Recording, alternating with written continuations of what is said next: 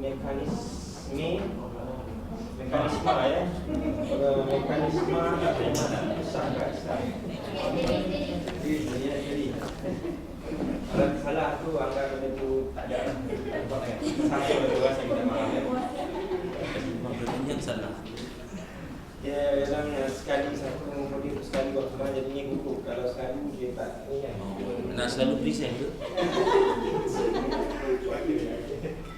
So, okey. Jadinya saya diberi tugas untuk memberikan apa tu penerangan mengenai penerangan hibah, apakah itu hibah dan apakah itu maksud mekanisme transformasi dan berikutnya pusat Islam ya. Okey, sebagaimana hibah yang kita sedia maklum ialah dia merupakan satu bentuk macam itu hadiah ya. Dalam bahasa Arab kita dipanggil wahabah ya. Wahabah bermaksud tabaruk. Okey, pemberian ya.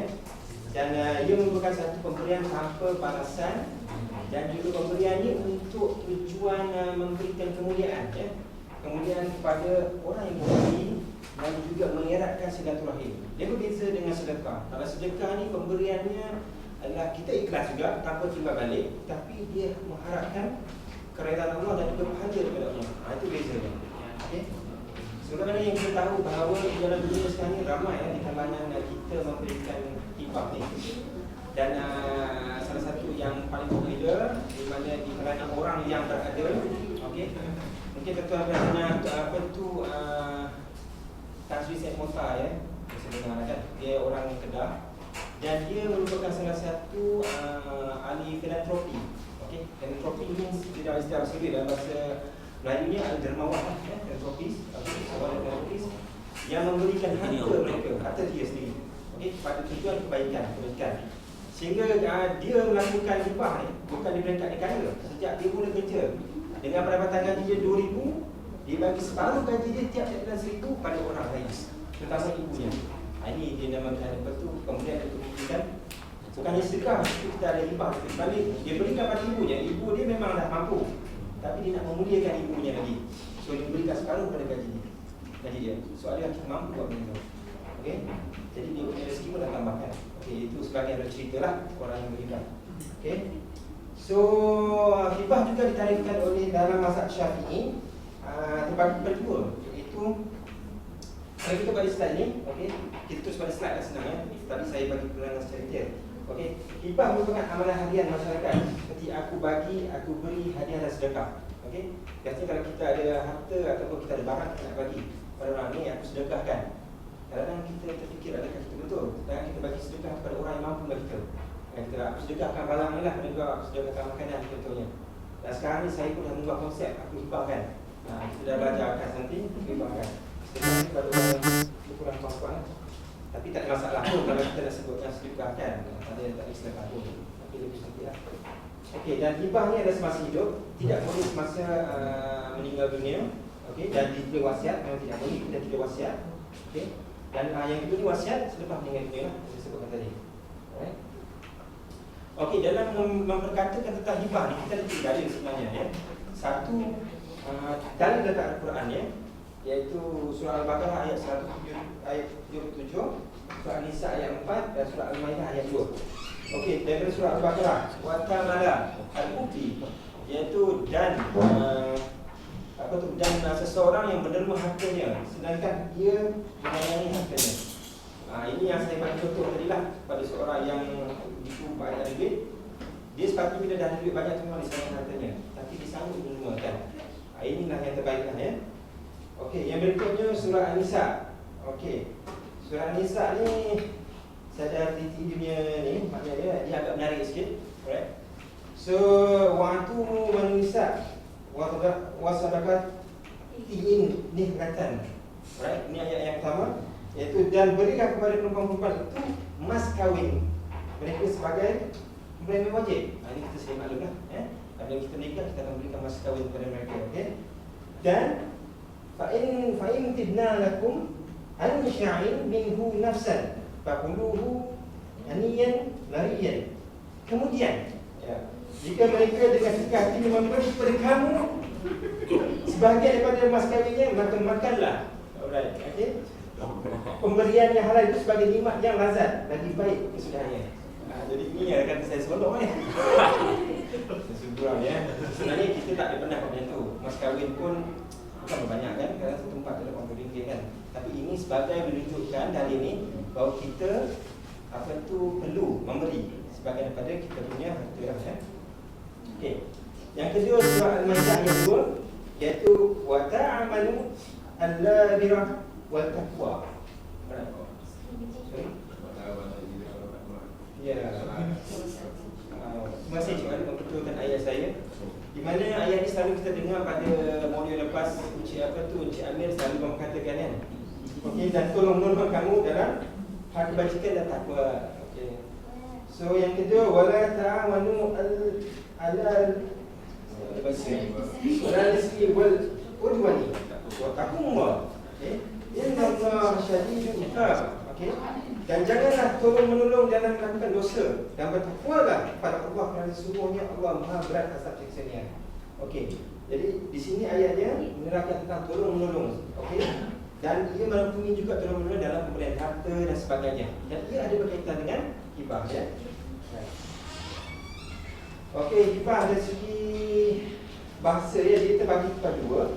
Yang segi yang saya sebutkan tadi, iaitu dari segi bahasanya pemberian yang bukan untuk mendapatkan balasan atau tujuan. Ini diperkatakan oleh Ibn Manzur. Okey. Yang kedua berkaitan dengan syarak iaitu mazhab Syafi'i, iaitu umum. Secara umumnya satu pemberian yang merangkumi hadiah, sedekah dan ibrah. Dia lebih luas yang dikatakan oleh mazhab Syafi'i. Yang kedua secara khusus adalah pemberian sesuatu pendidikan oleh seseorang kepada lain tanpa balasan dan tetap kepada urusan tertentu. Ini lebih fokus lagi lebih fokus khusus. Dan manakala masuk transformasi kepada transformasi pula, ia satu cara kerja yang menghasilkan perubahan pada sesuatu. Ini telah dinyatakan dalam Kamus Dewan Bahasa tahun 2007. Dan maksud pusaka Islam itu ialah bahasa, dari segi bahasanya, tukar perpindahan sesuatu daripada seseorang ke seseorang yang lain, asal atau pembakinya. Ini maksud pusaka. Perpindahan harta ya. Sama harta itu harta ahli dan tidak ahli lah. Okay. Yang kedua dari syaratnya ialah sesuatu yang ditinggalkan oleh si mati daripada harta benda dan hak-hak yang akan diwarisi oleh waris-waris. Dan yang kedua, pindahnya hak milik seseorang yang meninggal dunia kepada waris-warisnya yang masih hidup, sama ada ditinggalkannya itu harta ahli atau tak ahli, atau hak-hak menurut hukum syarak. Okey. Ini adalah istilah-istilah dan juga pengertian mengenai konsep hibah, transformasi dan pusaka Islam. Okey, seterusnya setelah kita kenali dengan lebih detail apakah itu makna hibah, pusaka Islam dan juga transformasi. Jadi saya akan menyerahkan saya punya bukan saya punya saya punya. Saya ada banyak sebab saya akan nanti saya ada bahan. Saya menyerahkan seterusnya slide ini kepada rakan saya iaitu Puan Salwa. Assalamualaikum warahmatullahi wabarakatuh. Saya sambung presentation kita berkaitan dengan hibah, keperluan hibah sebagai mekanisme transformasi pusaka Islam, termasuk pembaharuan kepada pengurusan pusaka Islam. Dan saya teruskan dengan topik perlunya hibah dalam perancangan kewangan Islam. So kita dah faham dua, satu berkaitan dengan wasiat, satu berkaitan dengan hibah. Perbezaan wasiat dan hibah ini, wasiat diuruskan pembagian harta pusaka selepas berlaku kematian. Manakala hibah pula, kita merancang pemberian harta sebelum berlakunya kematian. Jadi sebagai umat Islam ataupun sebagai individu, apa yang kita boleh buat dengan hukum wasiat ataupun kelebihan hibah ni tadi. Okay, apa yang kita tahu, hibah adalah satu alternatif sebagai mekanisme transformasi kepada umat Islam untuk merancang dan menguruskan pembahagian harta pusaka dengan lebih berkesan. Apa yang dimaksudkan dengan lebih berkesan, saya akan teruskan dengan kefahaman kita lah. Maksudnya satu perubahan yang kita buat memastikan sesuatu yang kita buat lebih baik daripada sebelumnya. So sebelumnya kita tahu faraid adalah salah satu cara bagaimana harta pusaka diberikan ataupun dimanfaatkan untuk pembagian harta pusaka. Okey, isu semasa yang kita boleh relatekan dengan hal ini adalah berkaitan dengan harta pusaka yang terbeku. Okey, mengikut perancangan terkini tahun 2013 di Malaysia, sejumlah mencecah 52 bilion nilai harta pusaka yang terbengkalai dan gagal diwariskan kepada mereka yang berhak disebabkan kegagalan pemilik harta bagi menguruskan harta mereka dengan bijak. So ada isu yang masyarakat tahu dan ada isu yang masyarakat tak tahu. So ini adalah isu besar berkaitan dengan pewarisan harta pusaka. So apa yang kita boleh buat dengan hibah? Okey, perlukah hibah dalam perancangan kewangan Islam? So bagi menyelesaikan beberapa perkara berkaitan isu-isu tadi, saya akan jelaskan lagi kenapa hibah itu penting. Antara isunya untuk menyelesaikan masalah pengurusan harta pusaka.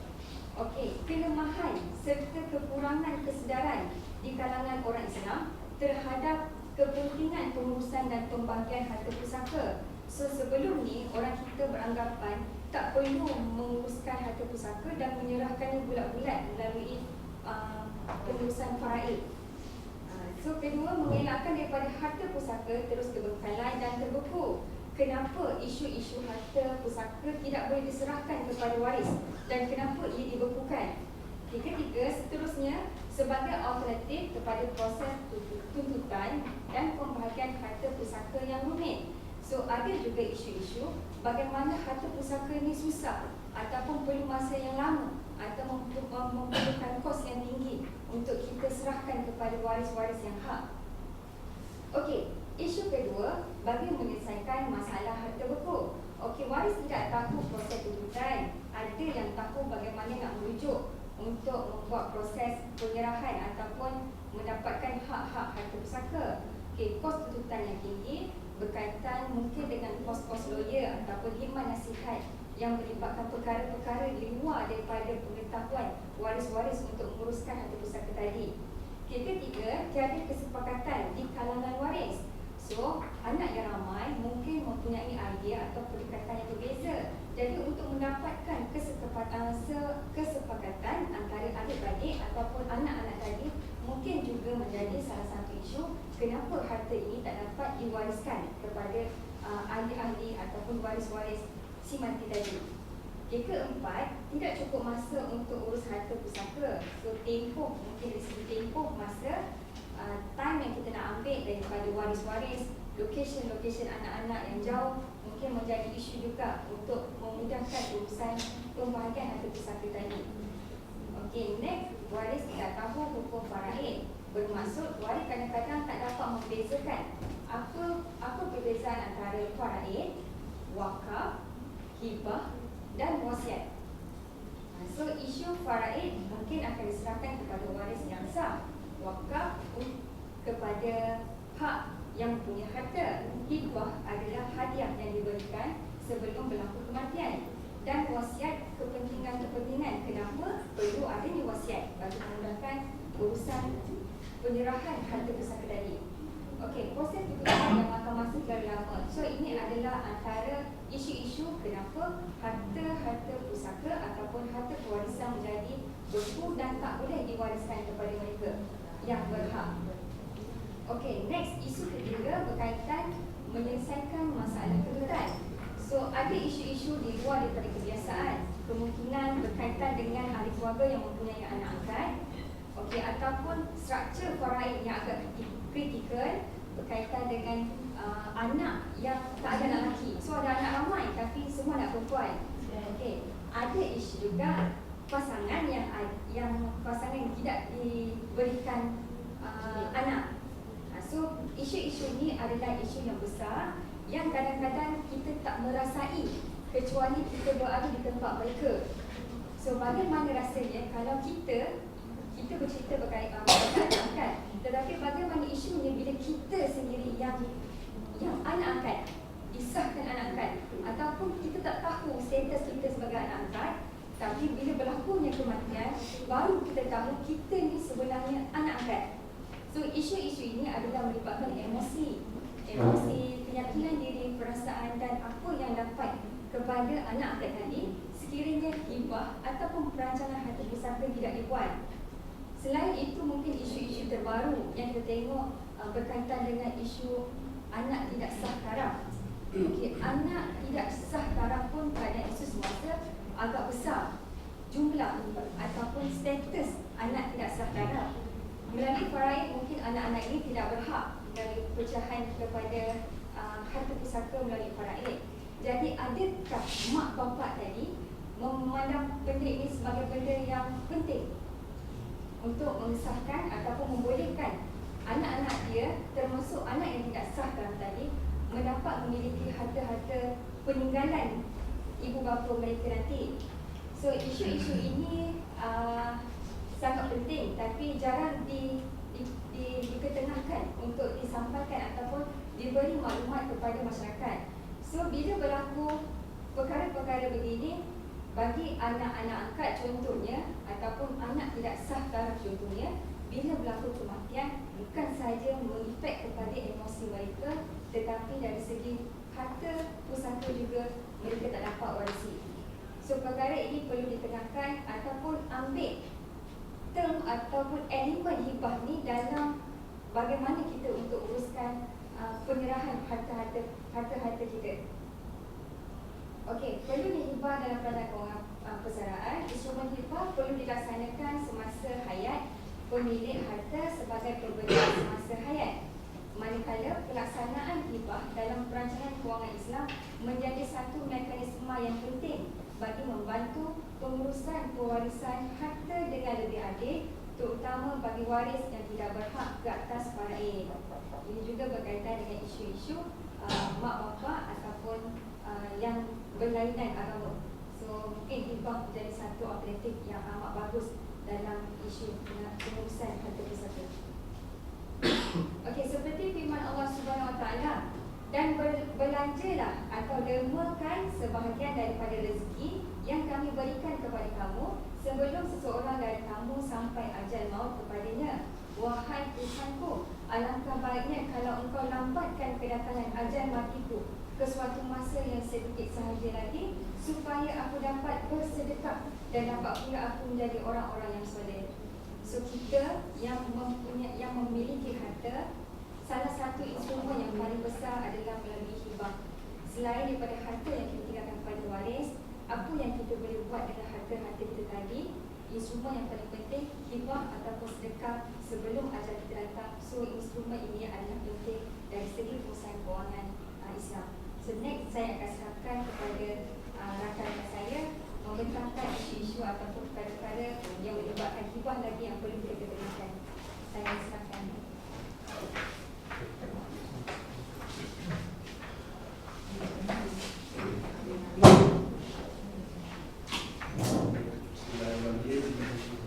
Assalamualaikum. Ini saya nak sambung tentang berkenaan dengan hibah. Konsep hibah daripada perspektif Islam, hibah adalah satu akad antara dua pihak yang masih hidup melibatkan pemilikan sesuatu harta tanpa ada balasan. Okey. Antara rukun hibah adalah yang pertama wujud tawaran dan penerimaan, wujud tindakan penyerahan, syarat-syarat perkenalan harta iaitu harta alih atau tidak alih, ataupun dan juga pemilikan mutlak daripada pemilikan mutlak oleh pemberian hibah. Yang keempat, syarat-syarat perkenaan donor dan beneficiary oleh pemberi hibah. Okey. Antara jenis hibah, yang pertama hibah biasa atau mutlak, yakni seorang yang menghibahkan hartanya dalam bentuk yang biasa dan tanpa ditetapkan sebarang syarat untuk mengupasakan hibah tersebut. Hibah ini adalah hibah biasanya adalah hibah yang biasa diberi oleh ibu bapa kepada anak ataupun kepada yang bukan waris sah dalam faraid lah. Yang kedua, hibah deklarasi atau amanah. Contohnya ada dua. Yang pertama, hibah yang diberikan oleh seseorang atas dasar kasih sayang. Yang ini contohnya harta itu akan diberikan kepada penerima setelah kematian pemberi lah. Yang kedua adalah pemberian hibah yang berbuat kuasa melalui akad yang berasingan. Contohnya pemberi hibah ini adalah untuk memastikan dia masih menguasai hartanya tersebut kerana dia khawatir mungkin penerima akan mengabaikannya apabila semua harta telah dihibahkan. Produk-produk hibah yang terdapat di Malaysia, yang pertama hibah di Amanah Raya Berhad, yang ini hibah amanah. Yang kedua dokumen hibah di Wasiat Syah Sdn Bhd. Yang ketiga pemegang franchise amanah hibah. Yang keempat syarikat Asalin Trustee Berhad. Yang kelima hibah amanah di Amanah Sdn Bhd. Dan yang keenam produk hibah di Bank Islami. Okey, hibah marat al-maut. Marat al-maut ni adalah bermaksud sakit yang boleh menyebabkan kematian. Antara syarat-syarat untuk pemberian hibah marat al-maut ini adalah yang pertama, penyakit yang dihidapi menyebabkan kematian. Yang kedua, penyakit menyebabkan kecemasan kematian dalam fikiran pengidap. Dan yang ketiga, terdapat tanda-tanda luar yang menentukan penyakit itu berat. Dalam Islam, terdapat dua undang-undang yang boleh pakai dalam urusan pemberian harta. Yang pertama, sekiranya pemberi hibah ini meninggal dunia selepas lapas pemberian, maka pemberian hibah ini akan guna pakai undang-undang wasiat. Sebaliknya, sekiranya pemberi hibah tidak meninggal atau tidak mati, maka undang-undang hibah adalah diguna pakai. Sebab yang pertama, sah hibahnya jika diberikan kepada orang lain dan telah diterima, yang ini tidak waris. Yang kedua, sah hibahnya kepada isteri yang tiada anak. Dan yang ketiga, tidak sah jika ada waris lain yang berhak tidak bersetuju. Kelebihan produk hibah. Yang pertama, terkeluar daripada harta pusaka. Yang kedua, harta tidak boleh dituntut oleh waris lain. Yang ketiga, perpindahan harta boleh berlaku dengan pantas. Dan yang keempat, tidak bertakluk pada hukum faraid. Penghibah bebas menentukan bagiannya. Seterusnya saya silakan kepada rakan saya, Abang Nur Kawasan. Tinggal apa ni? Okey,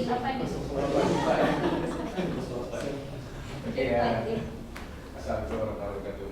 Jadi kita dah kat tadi Puan Salwa telah menerangkan bahawa mengapa pentingnya perancangan kewangan dalam pembentukan harta pusaka. Jadi kalau kita ni sebagai orang yang perancang kewangan dengan keluar nanti, jadi kita adalah salah satu ejen transformasi. Kalau tadi kita nanti macam mana harta pusaka tu kita nak pindahkan. Jadi saya terlibat, kita adalah ejen. Jadi tak kira lah kalau kita ejen hibah lah, ejen wasiat ke, ejen wakaf ke apa, tapi kita adalah sama ejen transformasi. Jadi kita dah terangkan tadi mengapa keperluan dan juga Cik John kita dalam menerangkan apa dia kelebihan hibah yang ada supaya harta pusaka itu terkeluar daripada harta pusaka dan tidak ada wasiat. Jadi kalau kita hibahkan sekarang supaya kita tidak ada masalah dia. Kemudian kalau kita satu lagi lah, contohnya kalau macam Cik Tok kata tadi, kalau ada anak angkat kan, anak perempuan apa kan, jadi kalau kita tak hibah sekarang, dia akan ada masalah dia. Kita mesti bergaduh ketika ada adik-adik belah bapak belah mak kata okey dia hantar ke pasal apa, ada kes yang berlaku di mana apabila mati dia satu orang yang tidak ada anak dan angkat, semua datang lah, bapak saudara, mak saudara semua datang dalam harta lah. Jadi yang tu kita tak mula punya tu kan. Jadi kesian pasal apa berlaku pada keluarga kami sendiri, keluarga saya sendiri kan, di mana dia ada angkat tapi dia lepas-lepas jadi pencen, tak sempat nak makan dia pencen, dia meninggal. Jadi duit tu adalah 100,000 lebih dia pencen semua kali, jadi semua adik-adik datang nak kasihan pada angkat tu. Jadi saya jangan lebih kesian lagi kat saya kan. Tapi bukan daripada saya lah, pada beli bantu saya lah. Nanti sebelum saya kanyalah, sebelum saya di apa? Di perancangan kaum Islam kan masih jadi lagi lah kan. Jadi bila dia datang, jadi mana dia orang nak harta tu kan. Kesian pada anak angkat tu. Sampai sekarang ni dia masih dendam lagi. Dia tulis kat Facebook kata dia, kalau boleh dibalikkan semula waktu. Dia siapa tadi kan? Dia boleh balikkan waktu. Dari ayat Quran tadi kan. Kalau boleh bagilah saat supaya bapa dia dapat wasiatkan pada dia atau hibahkan dia, itu kisah sedih yang berlaku kan. Jadi kita tak mau berlaku seperti itu. Jadi sekarang cabaran-cabaran sebab hibah yang ada. Jadi tak ada kelebihan. Jadi saya kata dia kelebihan yang ada. Jadi sebagai oleh John tadi kan. Jadi cabaran-cabaran tidak ada undang-undang khusus tentang hibah. Okey, betul tak? Tak ada khusus.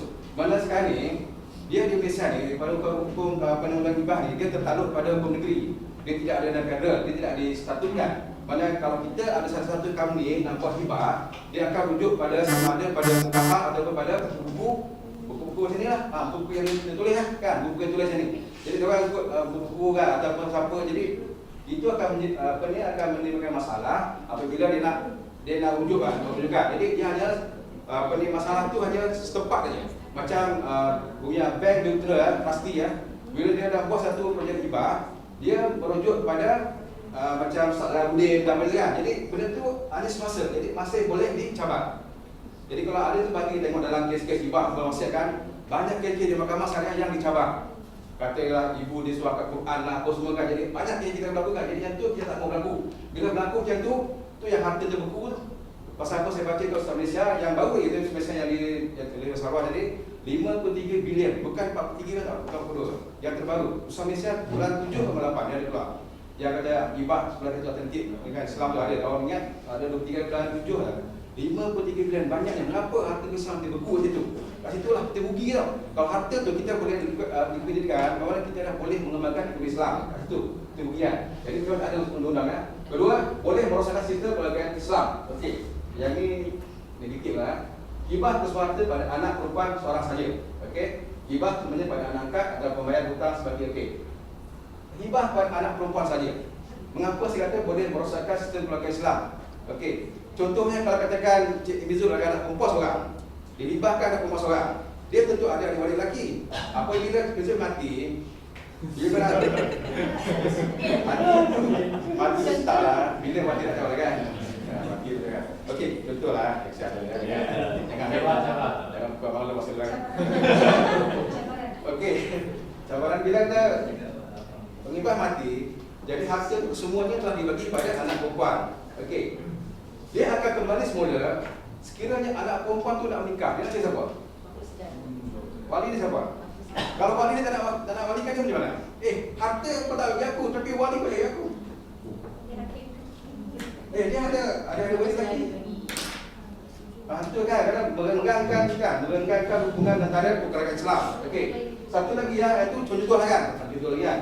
Okey, kita buat anak angkat contohlah. Kalau anak angkat ataupun yang bukan waris lah kan. Okey. Bila kita bagi semua kepada anak waris kan. Jadi apabila kita mati, apakah yang pertama sekali yang kita akan uruskan? Yang itu apa dia? Pertama sekali. Hutang dia. Okey, hutang. Bila hutang, dia akan cari pada harta pusaka. Tapi yang contoh semua dah dipindahkan pada hibah. So siapa nak bayar? Waris nak bayar lah. Kata aku nak bayar, harta tak dapat aku. Dapat angkat semua anak perempuan semua. Macam mana nak bagi? Jadi harta pun bapak dia tu apa ni, mak saudara sudah akan masang muka lah kan. Kita masuk membayar lah. Kalau tak bayar pun dia akan pulang balik pada si mati lah. Bila si mati tak bayar, macam mana? Roh dia tak naik, jadi hantu juga tak ada bayar.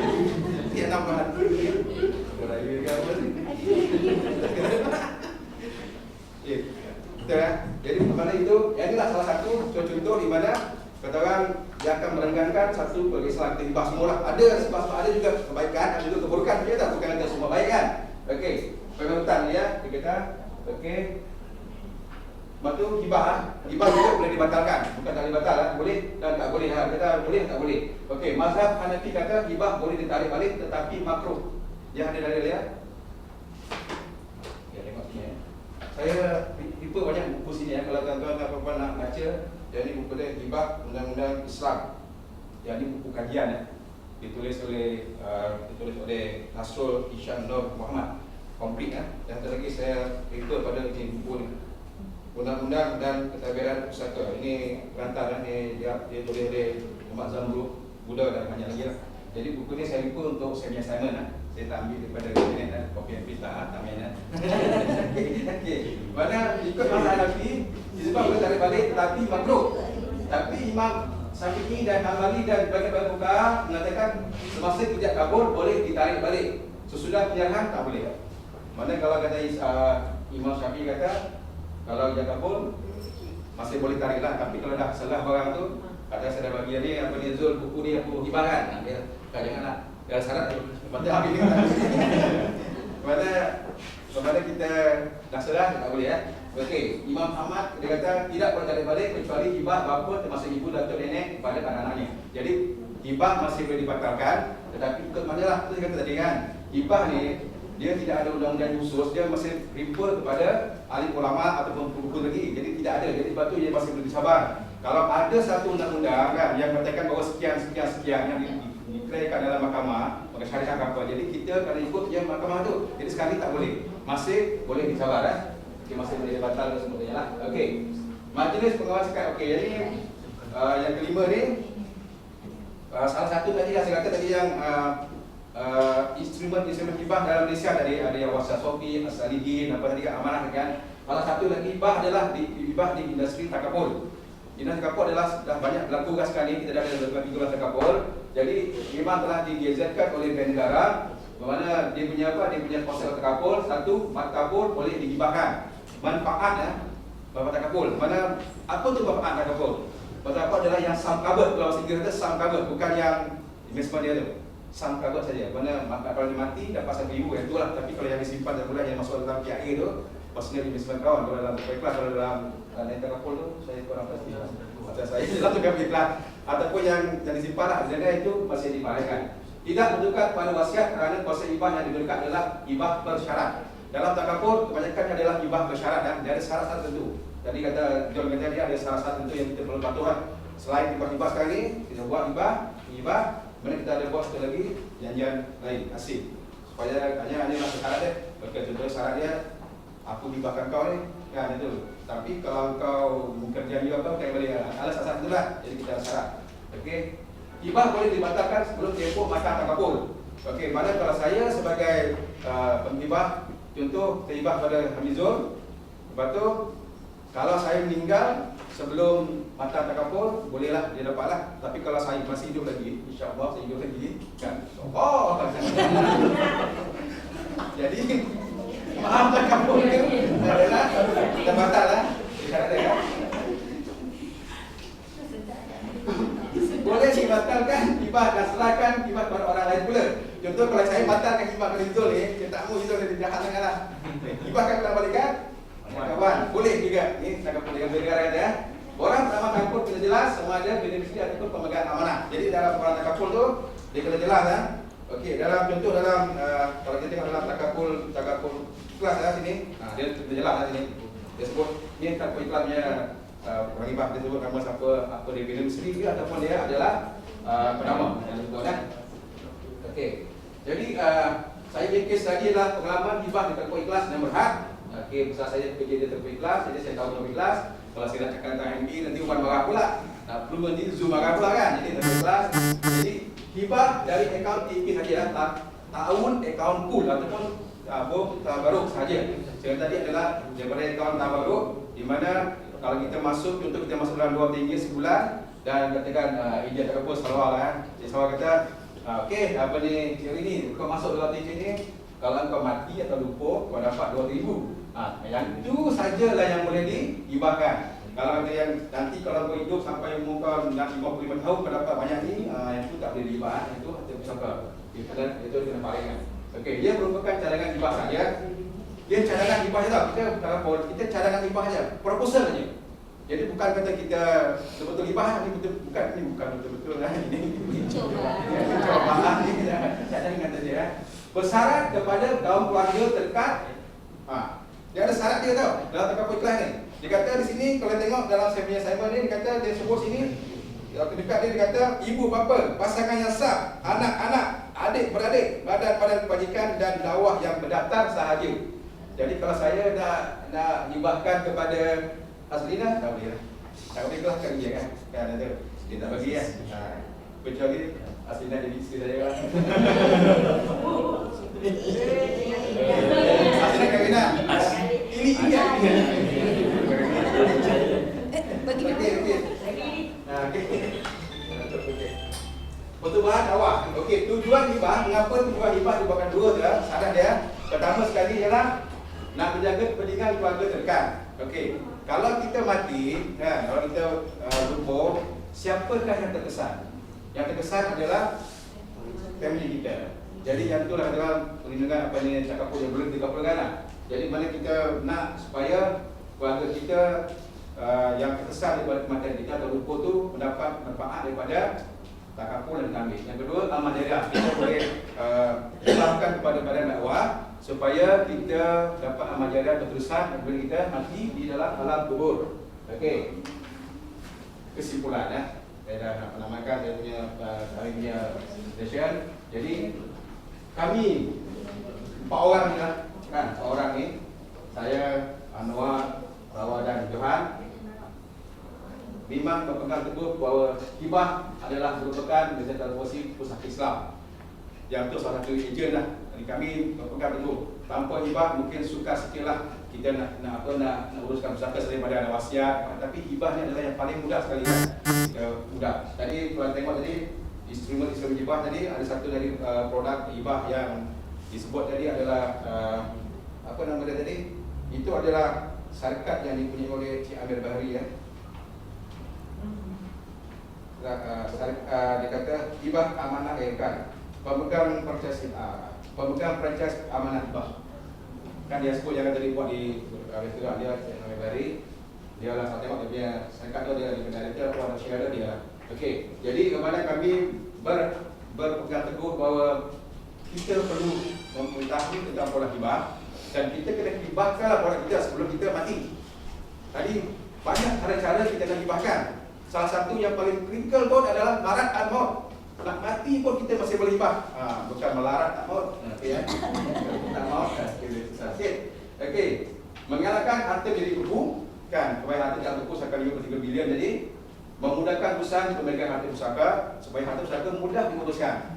Tak perlu tunggu sampai 6 tahun. Ada satu kes yang saya baca dalam sahabat 1 bilion di reject. Ada tak? Betul tak? Ada reject ada pun pusaka tu ditolak oleh apa ni mahkamah syariah. Ada juga dan ada masa. Kalau kita tak mahu kan kalau kita ada hibah ni kita perlukan banyak kos-kos tadi yang kata Saudara kata ni kos-kos yang meningkat banyak kan. Kos lawyer nak ambil FD ya. Kos stamp duty lah, kos transportation lah, kita nak kumpul adik-adik kan, ketua di Johor atau Melaka sana kan, nak kumpul sekali bila nak kumpul sekali susah kan, ada balik susah lagi, yang nak miskin jauh lagi Sabah itu kan, nak balik berterbang susah, jadi masalah kan kita tak mahu. Okey, mengalahkan pentingan dan rebutan.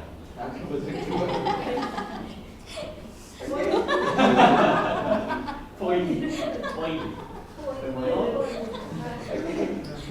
Jadi kita nak elakkan hibah ni supaya tidak ada pertelingkah adik-beradik. Jadi adik-beradik tak bertelingkah lah, kita dah bagilah walaupun tadi kata ada cabaran-cabaran kan, adik-beradik gaduh apa semua, tapi keseluruhannya bahawa hibah ni adalah yang terbaik dan kita nak mengelakkan supaya adik-beradik tak bergaduh lah kan. Kita bagi anak-anak angkat, ada anak tak sah taraf, anak lelaki yang angkat jadi kita dah bagi semua kan. Jadi yang lain lebih itu kita pamerkan. Okey, lebih jadi kita tak payah susah kan. Okey, jadi juga amal sebagai amal jariah. Okey, kita bagi hibah kepada orang, amal jariah kita lah. Dan kita tidak ada apa yang tinggalkan. Jadi kalau harta kita tinggalkan dunia, kita belum tentu lagi kita boleh menjaga harta kita serahkan kepada anak-anak kita. Kita menjaga elok tapi anak kita belum tentu jaga. Jadi kalau kita amal jariahkan, kita hibahkan kepada badan kebajikan masyarakat kita hibahkan kepada amal ke apa. Jadi supaya harta kita akan berterusan mengalir dan kita insyaAllah akan supaya kita tidaklah dipukul oleh malaikat kepada nakir lagi kan, insyaAllah. Jadi saya telah menghabiskan saya punya saya punya penerangan. Jadi sebelum ini tidak ada soal jawab, tapi kalau suatu anak bertanya saya bukalah untuk 1-2 soalan lah. Kami sedia untuk jawab dalam masa sekian minit lah. Okey, silakan. Boleh nak tanya lah. Ada. Tak ada kan? Jadi semua ada